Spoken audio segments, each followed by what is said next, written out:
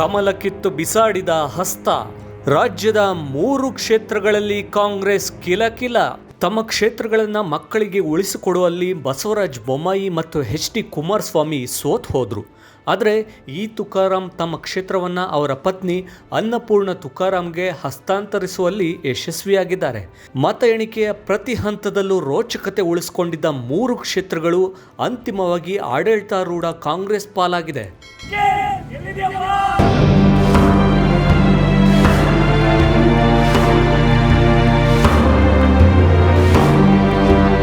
ಕಳೆದ ಲೋಕಸಭಾ ಚುನಾವಣೆಯಲ್ಲೂ ಸ್ಪರ್ಧಿಸಿ ಗೆಲುವು ಕಂಡಿದ್ದರಿಂದ ಶಾಸಕರಾಗಿದ್ದ ಎಚ್.ಡಿ. ಕುಮಾರಸ್ವಾಮಿ, ಬಸವರಾಜ ಬೊಮ್ಮಾಯಿ ಹಾಗೂ ಇ ತುಕಾರಾಂ ಶಾಸಕ ಸ್ಥಾನವನ್ನು ತೊರೆದಿದ್ದರು. ಆ ಸ್ಥಾನಗಳಿಗೆ ತಮ್ಮದೇ ಕುಟುಂಬದವರನ್ನು 3 ಕ್ಷೇತ್ರಗಳಲ್ಲಿ ಕಣಕ್ಕಿಳಿಸಲಾಗಿತ್ತು. ಚನ್ನಪಟ್ಟಣ, ಶಿಗ್ಗಾವಿ ಹಾಗೂ ಸಂಡೂರು ವಿಧಾನಸಭಾ ಕ್ಷೇತ್ರಗಳಿಗೆ ನವೆಂಬರ್ 13ರಂದು ಉಪಚುನಾವಣೆ ನಡೆದಿತ್ತು. ಇವುಗಳಲ್ಲಿ ಚನ್ನಪಟ್ಟಣವು ಹಾಲಿ ಕೇಂದ್ರ ಸಚಿವ ಮತ್ತು ಜೆಡಿಎಸ್ ನಾಯಕ ಎಚ್.ಡಿ. ಕುಮಾರಸ್ವಾಮಿ ಅವರ ಭದ್ರ ಕೋಟೆಯಾಗಿದ್ದರೆ, ಶಿಗ್ಗಾವಿಯು ಮಾಜಿ ಸಿಎಂ ಮತ್ತು ಬಿಜೆಪಿ ಸಂಸದ ಬಸವರಾಜ ಬೊಮ್ಮಾಯಿ ಅವರ ತವರು. 3 ಕ್ಷೇತ್ರಗಳಲ್ಲೂ ಆಡಳಿತಾರೂಢ ಕಾಂಗ್ರೆಸ್ ಮತ್ತು ಬಿಜೆಪಿ ಜೆಡಿಎಸ್ ಮೈತ್ರಿಕೂಟದ ಅಭ್ಯರ್ಥಿಗಳ ನಡುವೆ ನೇರ ಪೈಪೋಟಿ ಇತ್ತು. ಆದರೆ 2 ಕ್ಷೇತ್ರಗಳನ್ನು ಎನ್ಡಿಎ ಅಭ್ಯರ್ಥಿಗಳು ಕಾಂಗ್ರೆಸ್ಗೆ ಬಿಟ್ಟುಕೊಟ್ಟಿದ್ದಾರೆ.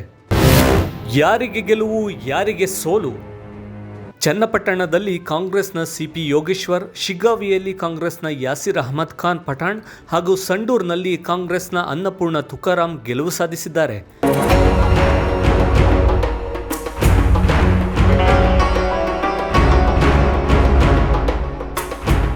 ಚನ್ನಪಟ್ಟಣದಲ್ಲಿ ಪ್ರಚಾರದ ಅಬ್ಬರ ಜೋರಾಗಿತ್ತು. ಡಿ.ಕೆ. ಶಿವಕುಮಾರ್ ಮತ್ತು ಎಚ್.ಡಿ. ಕುಮಾರಸ್ವಾಮಿ ನಡುವಿನ ಕದನ ಎಂಬಂತೆ ಈ ಕ್ಷೇತ್ರದ ಉಪಚುನಾವಣೆ ಬಿಂಬಿತವಾಗಿದ್ದರಿಂದ ವಾಕ್ಸಮರಕ್ಕೆ ದಾರಿ ಮಾಡಿಕೊಟ್ಟಿತ್ತು. ಕ್ಷೇತ್ರದಲ್ಲಿ ಜೆಡಿಎಸ್ ವರಿಷ್ಠ ಎಚ್.ಡಿ. ದೇವೇಗೌಡ, ಕೇಂದ್ರ ಸಚಿವ ಎಚ್.ಡಿ. ಕುಮಾರಸ್ವಾಮಿ ಜೊತೆಗೆ ಬಿಜೆಪಿ ನಾಯಕರು ಪ್ರಚಾರದಲ್ಲಿ ಭಾಗಿಯಾಗಿದ್ದರು. ಶಿವಕುಮಾರ್ ಜೊತೆ ಸಿದ್ದರಾಮಯ್ಯ ಸೇರಿ ಕಾಂಗ್ರೆಸ್ ನಾಯಕರು ಪ್ರಚಾರ ನಡೆಸಿದರು. ಚುನಾವಣೆಗೆ ಕೆಲವೇ ದಿನ ಇರುವಾಗ ಸಚಿವ ಜಮೀರ್ ಅಹಮದ್ ಅವರು ಕುಮಾರಸ್ವಾಮಿ ಅವರನ್ನು ಕರಿಯ ಅಂತ ಕರೆದಿದ್ದು ಭಾರಿ ಸದ್ದು ಮಾಡಿತ್ತು. ಆದರೆ ಬಿಜೆಪಿಯ ಟಿಕೆಟ್ ಆಕಾಂಕ್ಷಿಯಾಗಿ ಕಾಂಗ್ರೆಸ್ಗೆ ಜಿಗಿದಿದ್ದ ಸಿಪಿ ಯೋಗೇಶ್ವರ್ ಅವರನ್ನೇ ಕೈ ಹಿಡಿದಿದ್ದಾರೆ. ಕಾಂಗ್ರೆಸ್ ನಾಯಕರು ಚನ್ನಪಟ್ಟಣ ಕ್ಷೇತ್ರವನ್ನು ಜೆಡಿಎಸ್ನಿಂದ ವಾಪಸ್ ಪಡೆದುಕೊಳ್ಬೇಕು ಅಂತ ಪಣ ತೊಟ್ಟಿದ್ರು. ಈ ಸಲ ಚನ್ನಪಟ್ಟಣದಲ್ಲಿ ಮತ ಪ್ರಮಾಣ 88.81% ದಾಖಲೆ ಬರೆದಿತ್ತು. ಮತ ಎಣಿಕೆಯು ಮುಂದುವರೆದಿದ್ದು ಕಾಂಗ್ರೆಸ್ ಅಭ್ಯರ್ಥಿ ಸಿಪಿ ಯೋಗೇಶ್ವರ್ ಅವರು 1 ಲಕ್ಷಕ್ಕೂ ಹೆಚ್ಚು ಮತಗಳನ್ನು ಪಡೆಯುವ ಮೂಲಕ ಗೆಲುವು ಖಚಿತಪಡಿಸಿಕೊಂಡಿದ್ದಾರೆ. ಜೆಡಿಎಸ್ ಅಭ್ಯರ್ಥಿ ನಿಖಿಲ್ ಕುಮಾರಸ್ವಾಮಿ ಅವರು 80,000ಕ್ಕೂ ಹೆಚ್ಚು ಮತಗಳನ್ನು ಕಲೆ ಹಾಕಿದರು. ಆದರೆ ಇಬ್ಬರ ಅಂತರವು 30,000 ಮತಗಳಿಗೆ ಸಮೀಪಕ್ಕೆ ಬಂದು ನಿಂತಿದೆ. ಒಟ್ಟಾರೆ ಎಚ್.ಡಿ. ಕುಮಾರಸ್ವಾಮಿ, ಎಚ್.ಡಿ. ದೇವೇಗೌಡ ಅವರು ಜನರನ್ನ ಭಾವನಾತ್ಮಕವಾಗಿ ಸೆಳೆಯೋಕೆ ಮಾಡಿದ್ದ ಪ್ರಯತ್ನಗಳಿಗೆ ಫಲ ಸಿಕ್ಕಿಲ್ಲ. ಇಲ್ಲಿ ಡಿ.ಕೆ.ಶಿ ಸಹೋದರರ ಒಗ್ಗಟ್ಟಿನ ಯತ್ನಕ್ಕೆ ಜಯ ಸಿಕ್ಕಿದೆ. ತವರು ನೆಲೆ ಕಳೆದುಕೊಂಡ ಬೊಮ್ಮಾಯಿ, ಬಿಜೆಪಿಗೆ ಮುಳುವಾಯ್ತಾ ಮುಸ್ಲಿಂ ವಿರೋಧಿ ನಿಲುವು?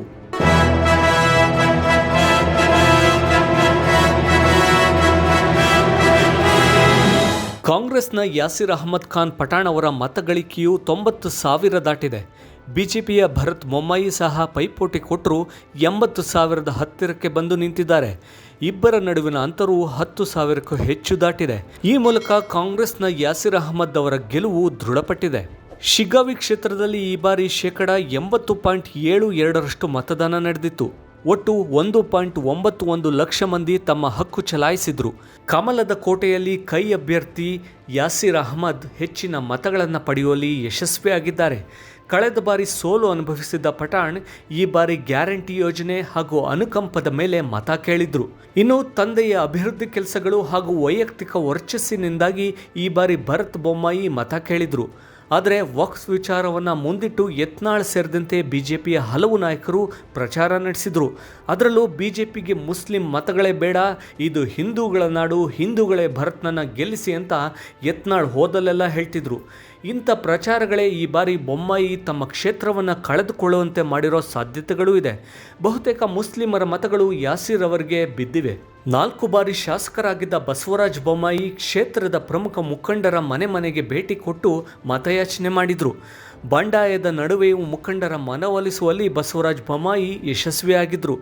ಬಂಕಾಪುರದಲ್ಲಿ ಮುಸ್ಲಿಂ ಸಮುದಾಯದವರ ಸಭೆ ನಡೆಸಿದ ಅವರು, ನಿಮ್ಮೊಂದಿಗೆ ನಾನಿದ್ದೇನೆ, ಮಗನನ್ನು ಗೆಲ್ಲಿಸಿ ಅಂತ ಕೋರಿದ್ರು. ಇನ್ನು ಕಾಂಗ್ರೆಸ್ ಅಭ್ಯರ್ಥಿಯನ್ನ ಗೆಲ್ಲಿಸಿಕೊಳ್ಳೋಕೆ ಸ್ವತಃ ಮುಖ್ಯಮಂತ್ರಿ ಸಿದ್ದರಾಮಯ್ಯ ಅವರೇ ಶಿಗ್ಗಾವಿ ಕ್ಷೇತ್ರದ ಪ್ರಚಾರದಲ್ಲಿ ಭಾಗಿಯಾಗಿದ್ರು. ಒಟ್ಟಿನಲ್ಲಿ ಬೊಮ್ಮಾಯಿ ಅವರಿಗೆ ತಮ್ಮ ಬಹುಕಾಲದ ನೆಲೆಯು ಕೈತಪ್ಪಿದೆ. ಸಂಡೂರಲ್ಲಿ ನಡೆಯಲಿಲ್ಲ ರೆಡ್ಡಿ ಮ್ಯಾಜಿಕ್, ತುಕಾರಾಂ ಪತ್ನಿಗೆ ಸಿಕ್ಕಿತು ಭರ್ಜರಿ ಜಯ.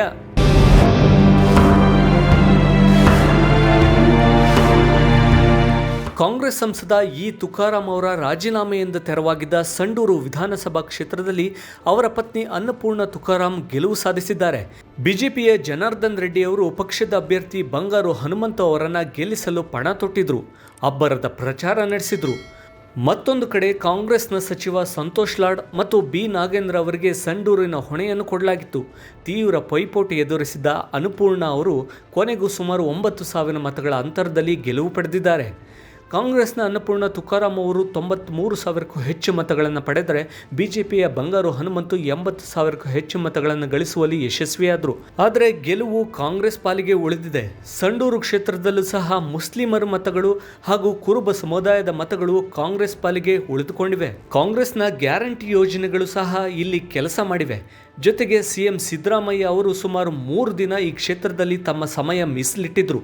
ಅಂತಿಮವಾಗಿ ಕರ್ನಾಟಕದ 3 ಉಪಚುನಾವಣೆಯಲ್ಲೂ ಕ್ಷೇತ್ರಗಳನ್ನು ಕಾಂಗ್ರೆಸ್ ತನ್ನ ತೆಕ್ಕೆಗೆ ತೆಗೆದುಕೊಂಡಿದೆ. ಕಳೆದ ಚುನಾವಣೆಯಲ್ಲಿ ಜೆಡಿಎಸ್ ಮತ್ತು ಬಿಜೆಪಿ ಪಾಲಾಗಿದ್ದ ಕ್ಷೇತ್ರಗಳು ಈಗ ಕಾಂಗ್ರೆಸ್ ಸಂಖ್ಯೆಯನ್ನು ಹೆಚ್ಚಿಸಿವೆ. ರಾಜ್ಯದಲ್ಲಿ ಬಿಜೆಪಿಯು ಶಾಸಕರನ್ನು ಸೆಳೆಯೋಕೆ ಆಪರೇಷನ್ ಕಮಲ ನಡೆಸುತ್ತಿದೆ ಅನ್ನೋ ಆರೋಪಗಳ ನಡುವೆ ಕಾಂಗ್ರೆಸ್ನ ಈ ಭರ್ಜರಿ ಗೆಲುವು ಬಿಜೆಪಿಗೆ ಶಾಕ್ ಕೊಟ್ಟಂತಾಗಿದೆ.